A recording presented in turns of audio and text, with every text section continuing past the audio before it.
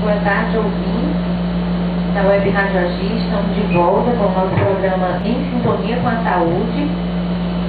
Hoje o tema é sobre rancenias em crianças e adolescentes, o que nós devemos saber. Estamos aqui com a doutora Juliana Reis e vamos responder mais algumas perguntinhas. Como é que um professor na escola, ou até mesmo os pais, podem estar diferenciando essas manchas que aparecem? Se é um impinjo, um pano branco ou outra mancha qualquer, como é que a gente vai diferenciar? Então, diferente das outras manchas, a mancha da Hansen, ela é uma mancha que não dói, não coça. No caso do pano branco, quando tu puxa assim, ele sai uma casquinha, né? Que seria o caso da micose. A Hansen não, é uma manchinha que você vê ali, você pode tocar e tu não sente que está tocando naquele lugar, né? E no caso da micose está arranhando. Da impídio teve as dores no local, né? E no outro não poderia ver isso. Poderia tocar com a pontinha da caneta em cima para ver se a criança sente ou não sente sensibilidade naquele lugar, né? Então o professor mesmo poderia estar vendo isso. E nesse caso, pedir com mais antecipação possível que o pai levasse então para o médico, né? Vendo que essa criança dizer que não sente, era um dos fatores para insistir que o pai sim levasse ao médico para ser tratado dessa criança. Agora, se a criança está sentindo, não seria tão importante. Poderia ser uma outra doença, mas se não for perigosa quanto a Hansen, né? Vamos lembrar aqui a pergunta âncora de hoje. Qual o Dia Mundial de Combate à Rancenias? Você pode estar respondendo pelo MSN ou pelo Moral de Recado e concorra ao livro, do Ministério da Saúde, a História de Beck. Mais uma pergunta sobre o tratamento. Tem alguma reação? Qual é o tempo de tratamento? Para você falar um pouquinho. Bom, o tratamento, ele é assim. Ele é diferenciado entre o pálsio bacilar, que é aquela criança que vai ter só uma lesão, né, ou poucas lesões, do multibacilar, que é aquela que vai ter mais de 5 lesões. Bom, o tratamento ele é feito com 3 drogas, 3 medicações, no caso do multibacilar, que é a rifampicina, o dapsona e a clofazimida, né? E o falso bacilar seria só com a rifampicina e a dapsona. O tempo seria de 6 e 9 meses para os 6 meses, que poderia levar até 9 meses para o falso bacilar, e de 12 poderia se estender até 18 meses no multibacilar. A reação, sim, pode existir. Tem 2 tipos de reação. Uma é a reação tipo 1 e a outra é a reação tipo 2. A reação tipo 1 ela é mais frequente nas lesões falcibacilar, mas também pode ocorrer na multibacilar, que é naquele tipo de Hansen que eu tinha comentado ao início, que é a mais fácil de controlar, né? Tem menos lesões. O que vai acontecer? Mesmo depois do tratamento, a criança, ou o adulto, ou a pessoa que estiver com o tratamento, ela vai estar melhorando. E de repente vai começar, as lesões vão começar a aumentar, vai começar a sentir alteração na sensibilidade, choquezinho nas mãos, que é parestesia, né? Edema, vai começar a inchar essas mãos, né?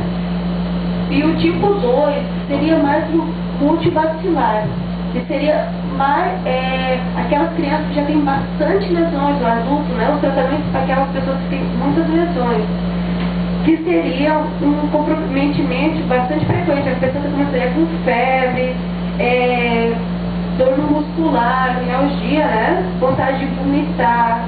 Os edemas, as mãos começariam a inchar bastante, começariam a sair nódulos pelo corpo, mesmo durante o tratamento, pensando que não estaria fazendo efeito do tratamento e seria, na verdade, uma reação tipo 2 que estaria ocorrendo.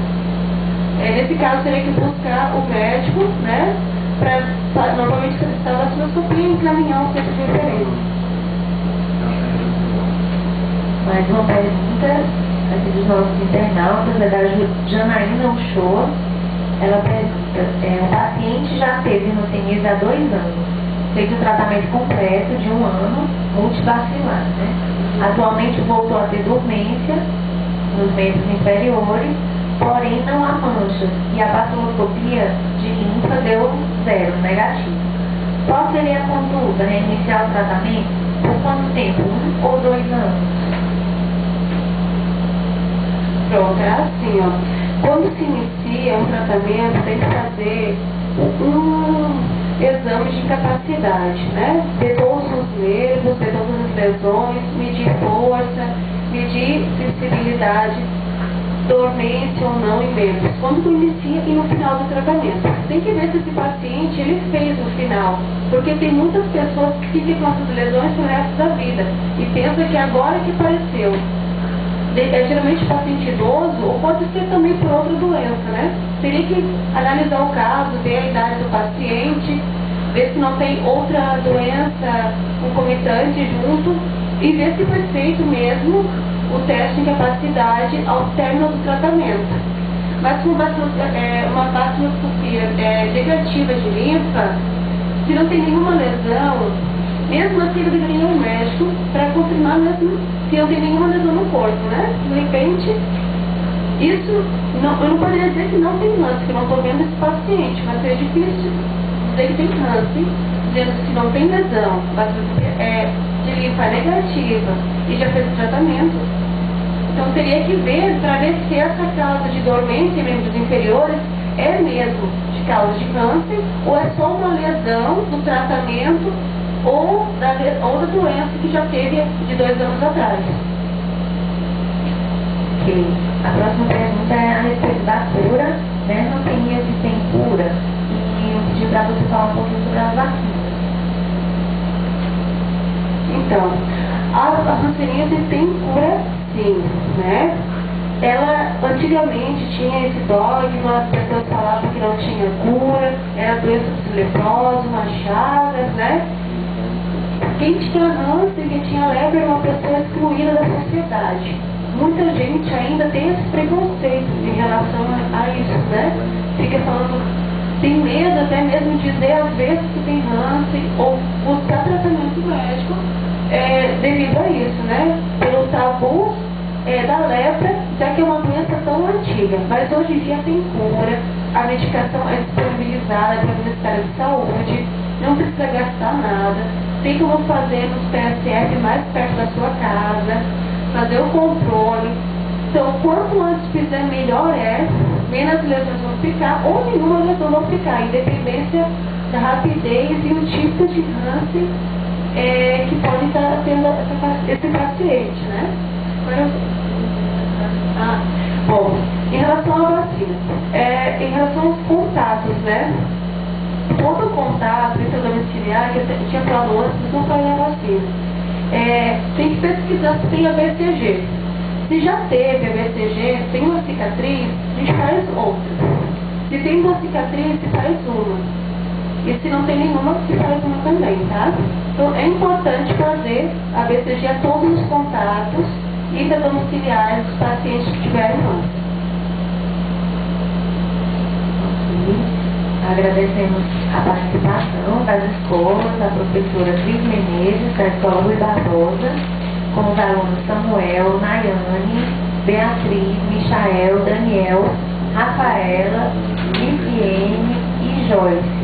Das escolas também de Braga, Joaquim Nogueira, Ceru de Irajá, Sinfrone Peixoto e Viviane de Fortaleza. Obrigada pela participação de vocês. E nós vamos de intervalo musical, oferecendo a próxima música, Banda Inverso, da Banda Inverso.